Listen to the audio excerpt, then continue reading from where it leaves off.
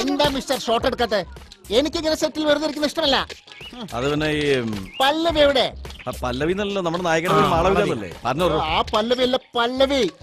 അത് ഇത് പല്ലവി, അനുപല്ലവി. അവളാരാണ്? ടേക്കായ വിളിക്കാം. പെട്ടെന്ന് ടേക്ക് ആക്കൂ. എനിക്ക് മലപ്പുറത്ത് ഒരു കട ഉദ്ഘാടനം ചെയ്യണ്ടേ. ശവപ്പെട്ടി കട പല്ലവി അറിയാത്ത തെണ്ടികൾ. സാർ, ആദ്യത്തെ 4 പേരാണ് പല്ലവി, പിന്നെ വരുന്ന 4 പേര് അനുപല്ലവി. അതെ. പിന്നെ ചരണം. മരണല്ല, ചരണം. ശരണം. ഈ മലയ്ക്ക് മുമ്പ് അയ്യപ്പന്മാരെ വിളിക്കല്ലേ? അതല്ല, ചരണം. എന്താണ് എടങ്ങന്നേ? ഈ പല്ലവി അനുപല്ലവിയും ചരണവും മരണമൊക്കെ എനിക്കറിയാം. പിന്നെ ഞാൻ ആ മുണ്ടക്കത്തുനിന്ന് ഞെട്ടിച്ചാണ്. താൻ അസിസ്റ്റന്റ് ഡയറക്ടർ അല്ലേ? കൂടുതൽ ഭാരിച്ച കാര്യം ഒന്നും അന്വേഷിക്കാൻ നിൽക്കണ്ട. താൻ തന്നെ ഏൽപ്പിച്ച പണി ചെയ്താൽ മതി. പോയി ചായം ചോറൊക്കെ റെഡിയായി നോക്ക്. ചെല്ലേ. എന്താടാ? എന്താ സാർ? കേടാ, ഒരു പാട്ട് എഴുത്തുകാരന് മിനിമം പല്ലവിയെങ്കിലും അറിഞ്ഞിരിക്കും. ഇതിപ്പോ ആ സഹസംവിധായകന്റെ അടുത്ത് ഞാൻ അറിയില്ലേ? അതെ, ഇതൊക്കെ വെറും സാങ്കേതിക പദങ്ങൾ മാത്രം. എന്റെ കവിതയ്ക്ക് ജീവനുണ്ടോ? നിങ്ങൾ അത് നോക്കിയാൽ മതി. എടാ, ആദ്യത്തെ അവസാനത്തായിട്ടുള്ള 2 അക്ഷരം ആ കവിതയിൽ നിന്റേതായിട്ടുള്ളൂ. ബാക്കി മുഴുവൻ ആ മുണ്ടക്കയം തിരുത്തി. പാട്ട് റെക്കോർഡ് ചെയ്യുമ്പോൾ അയാൾ വിളിച്ചിട്ട് എന്നെ എന്തോരം തെറിയ പറഞ്ഞെന്നറിയോ? അതെങ്ങനെയാണ്? നിനക്കൊരു അവസരം തന്നെ ഞാൻ ഇതൊക്കെ കേൾക്കേണ്ടി വരും. അതെ, എന്റേതാണ് പ്രൊഡ്യൂസർ. അത് നീ മറക്കണ്ട.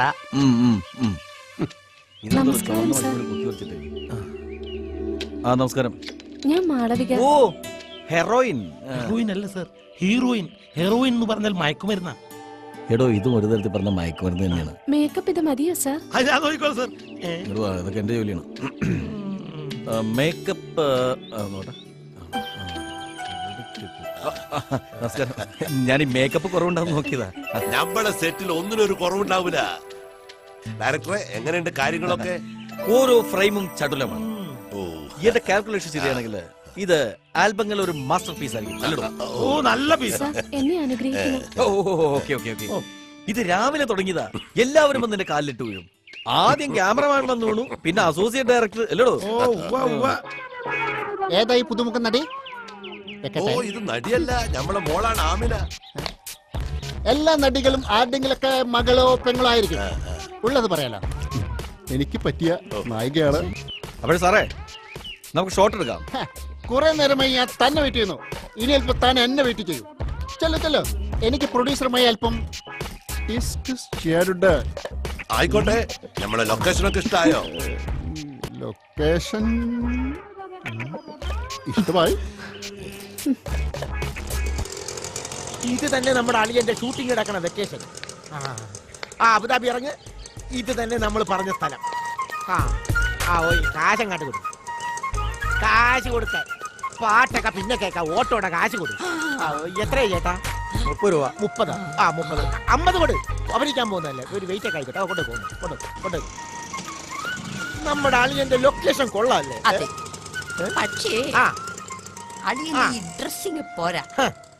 അബുദാബി, നീ എന്നെ കുറിച്ച് എന്താണ് കരുതിയിരിക്കുന്നത്? ഈ ആലിക്കോയെ കുറിച്ച് എന്താണ് കരുതിയിരിക്കുന്നത്? ഡ്രസ്സിങ് പോരെന്നോ? ഇപ്പോൾ എങ്ങനെ? എല്ലാം ഓക്കെ അല്ലേ? കൊള്ളാം. ഒരു തൊപ്പിയുടെ കുറവുണ്ട്. ദാ തൊപ്പി പോകുന്നു. തൊപ്പിക്കാരാ. വാ. ആരാ ഇവിടത്തെ? ഞാൻ ഇവിടുത്തെ യൂണിറ്റിന്റെ ആളാ. യൂണിറ്റിലെ ആളാ. ഞാൻ ആരാണെന്ന് അറിയാമോ? ഡയറക്ടറിന്റെ അളിയനാണ്. യൂണിറ്റിക്കാരിക്കുന്ന തൊപ്പി വേണ്ട, ഡയറക്ടറിന്റെ അളിയന് തൊപ്പി വേണം. ഓക്കെ, പൊക്കോ. എങ്ങനെയുണ്ട്? വരൂ, നമുക്ക് ലൊക്കേഷനിലേക്ക് നീങ്ങാം. ആക്ഷൻ. എന്തേ ക്യാമറ കറക്കിക്കോളൂ. അയാളുടെ കൂടെ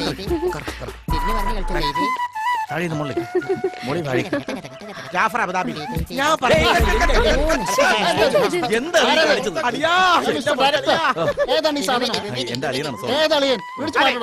എല്ലാവരുടെയും ശ്രദ്ധയ്ക്ക് ഡയറക്ടറിന്റെ അളിയനാണ്. ഒരേ ഒരു അളിയൻ, ആലിക്കോയ.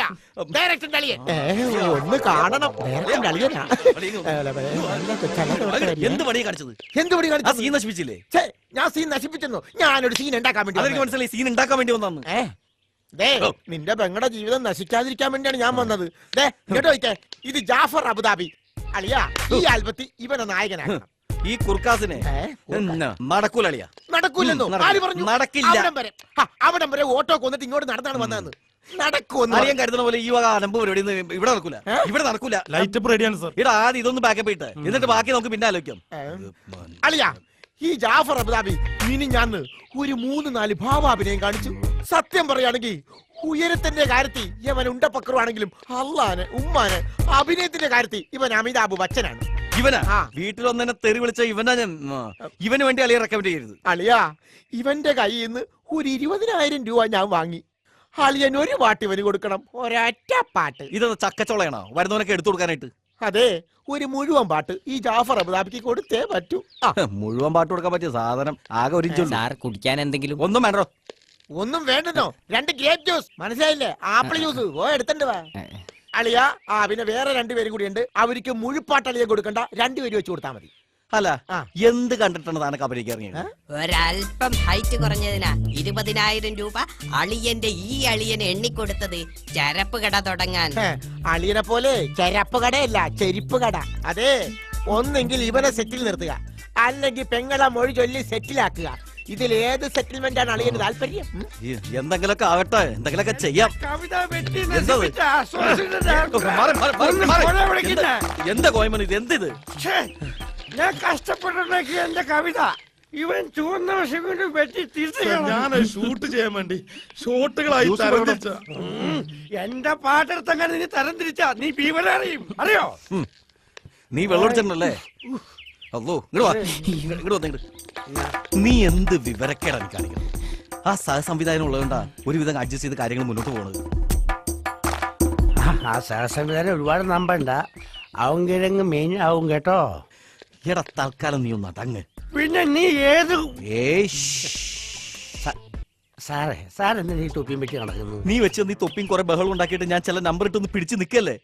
എടാ നിനക്കറിയോ, സത്യം പറഞ്ഞ ഒരു സർക്കസ് ആണ് ഈ ഡയറക്ഷൻ. സംവിധാനം ഈസിയാണ്, ആനയാണ്, കുതിരയാണ് എന്നൊക്കെ പറഞ്ഞിട്ട് എടാ ഇവിടെ വരുന്നവർ അങ്ങനെയൊക്കെ തന്നെയായിരുന്നു.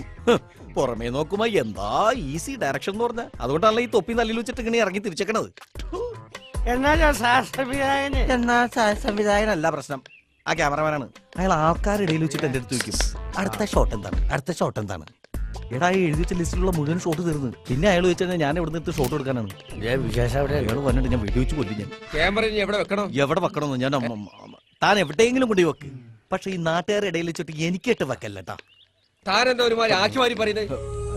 ഞാനെന്താ തന്റെ അടിമയാണോ? അത് അങ്ങനെയല്ല, അങ്ങനെയല്ല, ഞാൻ അങ്ങനെ ഉദ്ദേശിച്ച് പറഞ്ഞതല്ല.